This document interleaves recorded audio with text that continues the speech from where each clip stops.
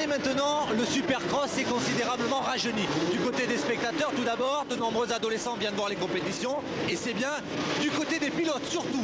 La preuve, à côté de moi, Sébastien Tortelli. Il n'a que 15 ans, il va disputer ses premiers championnats de France. Sébastien, comment c'est possible de disputer le championnat de France à 15 ans? Tout d'abord, il faut avoir une dérogation, parce que normalement, ça commence à 16 ans. Et comme je fais partie guide de France Espoir, managé par Jacques Vimont, la Fédé me donne une dérogation comme je suis à un très bon niveau.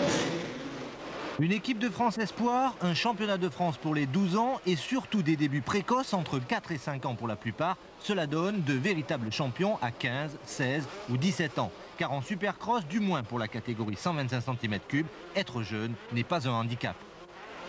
C'est vrai que le physique a son importance en Supercross, mais je crois qu'il y a également la technique qui en fait prime en Supercross. C'est les passages d'obstacles, des doubles sauts, c'est plutôt la précision plus que le physique.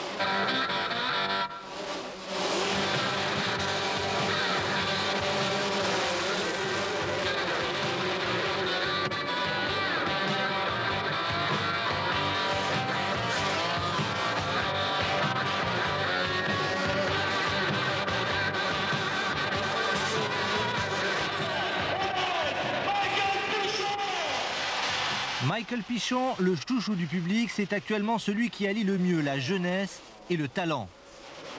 À 17 ans, il a déjà été 4 fois champion de France en motocross, 2 fois en supercross et surtout, il a battu les Américains aux États-Unis.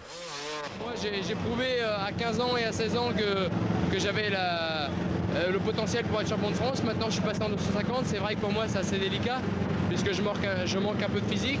Et bon, c'est pour ça que je préfère pas trop prendre de risques et laisser faire petit à petit le physique venir. Effectivement, la catégorie 250 cm3 est plus éprouvante. Michael Pichon s'est incliné 3 fois ce week-end face à Yann Guédard, le numéro 1. Mais Yann Guédard, c'est tout de même le tenant du titre, un sacré battant et peut-être un peu le symbole de la révolte des anciens. À 26 ans, j'ai encore une grosse marge de progression et ceux qui ont 10 ans de moins que moi, faut déjà qu'ils viennent me battre et puis on verra après. Vous vous sentez pas vieux? Non, non, du tout. Conséquence, au classement général du championnat de France, Pichon et Guédard, après 4 manches, sont à égalité. En 125 cm3 en revanche, un seul leader, Frédéric Vial, avec 4 points d'avance sur Thierry Bétis. Mais la palme revient dans cette catégorie au Marseillais David Villemain, numéro 85. Il a réussi ce week-end de véritables prouesses pour la plus grande joie du public.